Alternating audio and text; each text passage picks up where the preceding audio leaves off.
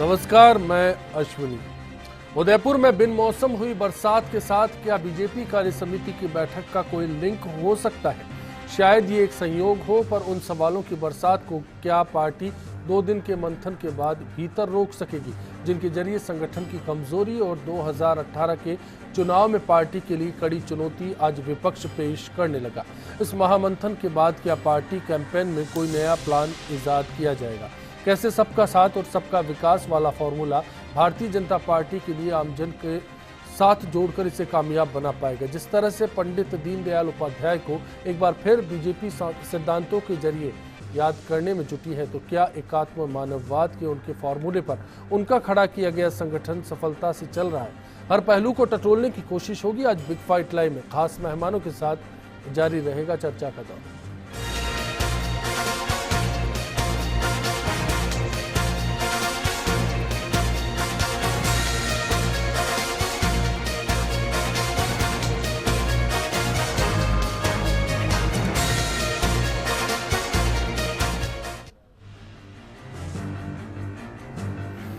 चलिए, बीजेपी कार्य समिति से पहले जो सवाल है उनका रुख करते हैं एक रिपोर्ट के जरिए और समझने की कोशिश करते हैं किन किन सवालों पर आज बिग फाइट लाइव में हो सकती है बात। उदयपुर में भारतीय जनता पार्टी की प्रदेश कार्य समिति में 2 दिन का मंथन चल रहा है। इसके जरिए संगठन की मजबूती पर जोर देने की बात की जा रही है। मुख्यमंत्री वसुंधरा राजे, पार्टी प्रदेशाध्यक्ष अशोक परनामी के साथ ही सत्ता और संगठन के करीब 200 दिग्गज नेताओं की मौजूदगी में आखिर इस बार क्या नया होगा?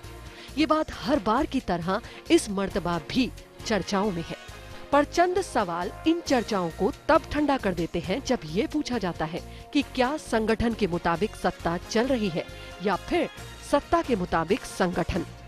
कहते हैं कि हमेशा किसी भी पार्टी के जरिए ही सरकार की रीति नीति को तय किया जाता है, पर यहाँ क्या उलट तस्वीर दिखाई पड़ रही है?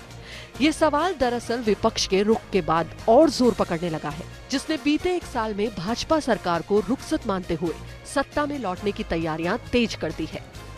कांग्रेस का मानना है कि सत्ता और संगठन दोनों ने ही वादों को पूरा नहीं किया, और दूसरी ओर जानकार मानते हैं कि पार्टी प्रदेशाध्यक्ष अशोक परनामी संगठन पर कमान रखने के लिहाज से पूरी तरह विफल है। अग्रिम मोर्चों में नियुक्ति का दौर दोबारा ताजपोशी के 1 साल बाद से जारी है। खुद परनामी ने अब तक पूरी कार्यकारिणी का ऐलान नहीं किया। जिन मोर्चों के अध्यक्ष बनाए गए हैं वो आज भी अपने कार्यकारिणी को गठित कर रहे हैं। मंडल और जिला स्तर पर भी पुरानी वाली पकड़ को कमजोर माना जा रहा है। ऐसे में पार्टी विद डिफरेंस का नारा फिलहाल जुमलों में ही फंसा नजर आ रहा है। अमित शाह के कॉल पर जिस तरह से मिस कॉल के जरिए पार्टी ने नए सदस्यों को जोड़ने का दावा किया, वो दावा राजस्थान की भाजपा के लिए धरातल पर आकर सवालों पर घिरने लगता है। देश की सबसे बड़ी पार्टी और अपने नए सदस्यों को कैसे जोड़कर रखेगी, ये चिंता थिंक टैंक के लिए भी मुद्दा है। एक सवाल दीनदयाल उपाध्याय जन्मशती वर्ष में पार्टी के नेशनल कैंपेन का भी है, जिसको लेकर कॉमन अप्रोच आज भी प्रदेश मुख्यालय से लेकर संगठन की सबसे छोटी इकाई पर कमजोर ही नजर आता है। ऐसे में अगर पार्टी के नेता ये कहते हैं कि काम होगा, तो कैसे? जाहिर है संगठन से जुड़ाव की इसी उम्मीद को जिंदा रखने के लिए मंत्रियों के जिलों के दौरों के साथ साथ हफ्ते में 4 दिन पार्टी के प्रदेश मुख्यालय पर खास तौर पर कार्यकर्ताओं के लिए जन सुनवाई कार्यक्रम रखे जा रहे हैं। लेकिन इस मुहिम की कामयाबी के दांव से बुलंद इसके साइड इफेक्ट ज्यादा दिखने की बात होती है। सिर्फ शिकायतों के पुलिंदों को लेकर कौन सा मकसद साधा जा सकता है? खुद पार्टी पदाधिकारी अब बड़े नेताओं से ये बात पूछने लगे हैं। इस बीच सवाल अगर अग्रिम मोर्चों से जोड़कर देखा जाए तो SC/ST प्रकोष्ठ दलित उत्थान के कार्यक्रमों को लेकर कोई मजबूत तस्वीर को पेश नहीं कर पाया है। वहीं महिला मोर्चा प्रदेश में दिन ब दिन बढ़ रहे विमेन अगेंस्ट क्राइम के मामलों पर जवाबदेही से बचता रहा है। किसानों की मांगों पर मुद्दे काफी पैदा हुए, लेकिन विधायक कैलाश चौधरी अपने संगठन की इस तस्वीर पर चुप्पी साध लेते हैं। ऐसे ही युवा मोर्चे पर भी सवाल है। सांसद CP जोशी दिल्ली की हाजिरी के चक्कर में सरकार को प्रचंड बहुमत दिलाने वाले युवा को हाशिए पर पहुंचा चुके हैं। रोजगार का मसला कई बार पार्टी मुख्यालय पर होने वाले प्रदर्शनों के हिस्से के रूप में देखने को मिला है। इन सारे सवालों के बीच किस लिहाज से समझा जाए कि बीजेपी ने राजस्थान पर पकड़ रखी है और संगठन से पहले बेहतर हुआ है?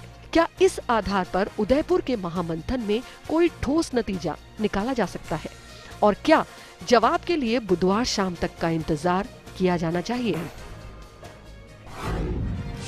बिटफाइट लाइव में आज सबसे पहले सवाल का रुख करते हैं, क्या बीजेपी प्रदेश में कमजोर हुई है? फर्स्ट इंडिया न्यूज पर आपकी राय का हमें इंतजार होगा। साथ ही हमारे फेसबुक पेज के साथ साथ ट्विटर पर भी आप अपनी राय हम तक पहुंचा सकते हैं। जाहिर है कार्य समिति हुई, अनुशासन पर आज सबसे पहले बात हुई। इस दौरान चर्चा की गई कि कैसे विधायक सांसदों को बयानबाजी से दूर रखकर पार्टी की रीति नीति तक कायम रखा जाए, कैसे संगठन के कामों का प्रचार किया जाए। और एक सवाल जवाबदेही का था। पहली मर्तबा पार्टी प्रदेशाध्यक्ष ने ठोस आवाज में पूछा कि विधायक और मंत्रियों ने क्या काम किया। मेहमानों का रुख करते हैं इसी पहलू पर बातचीत के लिए। बीजेपी से लक्ष्मीकांत पारीक जी हमारे साथ हैं, कांग्रेस से कुछ ही देर में मोहन डागर जी हमारे साथ जुड़ेंगे, विश्लेषक NM शर्मा जी हमारे साथ जुड़ चुके हैं, साथ ही वरिष्ठ पत्रकार श्याम शर्मा जी बातचीत में हमारे बीच मौजूद हैं। लक्ष्मीकांत जी, संगठन में मिली नई जिम्मेदारी पर सबसे पहले आपको बधाई देते हुए एक सवाल जानना चाहेंगे कि कार्य समिति में आज जिस अनुशासन को लेकर चर्चा हो रही है, क्या लग रहा था कि पार्टी को कहीं ना कहीं दीनदयाल उपाध्याय सिर्फ बातों में सीमित रह गए, सिद्धांतों पर अमल करने की जरूरत अब ज्यादा है? देखिए, भारतीय जनता पार्टी सत्ता में है और सत्ता में होने से ज़्यादा कुछ बुराइयां समावेश कहीं कहीं हो जाता है। वे बुराइयां अनुशासनहीनता के रूप में सामने नहीं आवे। पार्टी संगठन के अंदर इस बात को लेकर आत्ममंथन हुआ है। निश्चित रूप से कहीं अनुशासनहीनता है तो उसको दूर होने की आवश्यकता है। लोगों को गलत बयानबाजी नहीं करनी चाहिए, इस बारे में आत्ममंथन हुआ है। और इस बात को पार्टी ध्यान में रख रही है कि पंडित दीनदयाल उपाध्याय के सिद्धांतों पर पार्टी चले, उसकी रीति नीति पर पार्टी चले, उनके दिखाए रास्तों पर पार्टी चले। इस बात की प्रेरणा इस जन्म शताब्दी वर्ष में हम लेवें, इस बात का संज्ञान हम सब लोगों को है।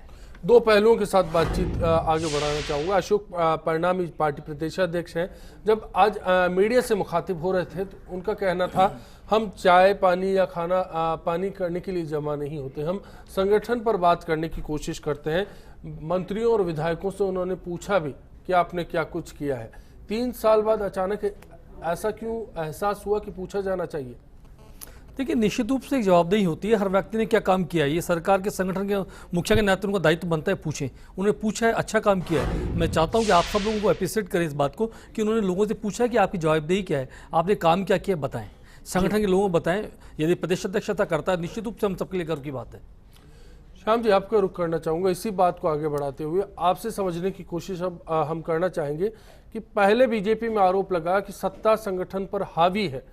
इस बार अगर संगठन सत्ता से ये सवाल करे कि आपके 3 साल का रिपोर्ट कार्ड क्या है, तो लगता है कहीं कुछ एहसास है कि कमजोरियां हैं या फिर तब्दीलियां करने की ज़रूरत है?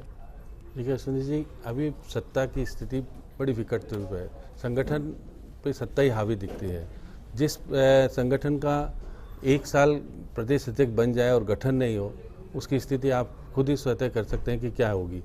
अब ये आज जहाँ बैठक हो रही है उदयपुर, ये होनी थी जोधपुर में। उदयपुर में बैठक आखिर क्यों की बीजेपी ने? इसके पीछे बहुत सारी चीज़ें छिपी हुई है कि आज पहली बार वहाँ पर देखने को मिला जो जनसंघ के पुराने अध्यक्ष भानु कुमार शास्त्री हुआ करते थे, आज मुख्यमंत्री ने उनको कार्य समिति की बैठक में बुला करके सम्मानित तरीके से बैठाया और ये संदेश देने का प्रयास किया कि अब संगठन में वो पुराने लोग, क्योंकि गुलाबचंद कटारिया और भानु कुमार शास्त्री के बीच में 36 का आंकड़ा है, दोनों के बीच में विवाद पड़ा रहता है। इस खाई को किस प्रकार से पाटा जाए? मुख्यमंत्री को किसी तरह से सूचनाएं मिली है कि आप जिसके भरोसे चल रही हैं वो भरोसा अगर नहीं रहा ढंग से तो बहुत स्थिति खराब हो जाएगी। मेरा सवाल यही था दरअसल कि इन जड़ों को टटोलने की जरूरत क्यों पड़ी? पहले आप जड़ों को भूल गए और अब जड़ों का रुख करने की बात करते हैं। जिन सिद्धांतों पर पार्टी विद डिफरेंस का नारा दिया जाता है बीजेपी में, वो नारे 3 साल में कहीं थे और आज कहाँ पर है? नहीं, जो आप जनसंघ का पुराना, क्योंकि आज हम पंडित दीनदयाल की चीज़ों को लेकर के आगे बढ़ रहे हैं, तो दीनदयाल के लोग जो पुराने जो जनसंघ के प्रदेश अध्यक्ष हुआ करते थे, आपको पता होता भानु कुमार शास्त्री सांसद भी रहे, विधायक भी रहे, बहुत सीनियर लीडर थे, उनको दरकिनार कर दिया गया। अब क्योंकि मालूम पड़ रहा है कि दोनों क्षेत्र मेवाड़ और बगड़ दोनों में ही बीजेपी की स्थिति कमजोर हुई है।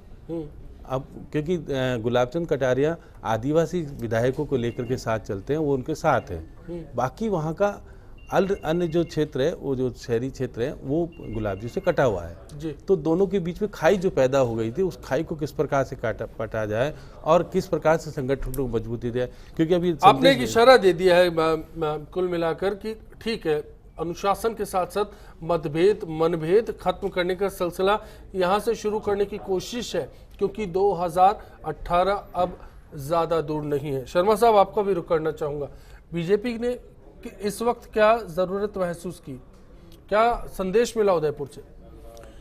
देखिए, मैं समझता हूं कि जितनी भी पार्टियां हैं वो चुनाव के जो नज़दीक आती जाती हैं, उस वक्त वो आत्ममंथन या आपने कहें कि कार्यकारिणी की समितियों की जो है मीटिंग वो आयोजित करने लगती हैं, और ये इसको एक अच्छे कदम के रूप में भी जाना जा सकता है। प्रश्न ये उठ रहा है कि जो वर्तमान में जो सत्ता में जो लोग बैठे हुए हैं, उन्होंने क्या उन सभी कार्यों को, उन सभी वादों को पूरा किया है जिसके बलबूते पर वो सत्तासीन हुए हैं।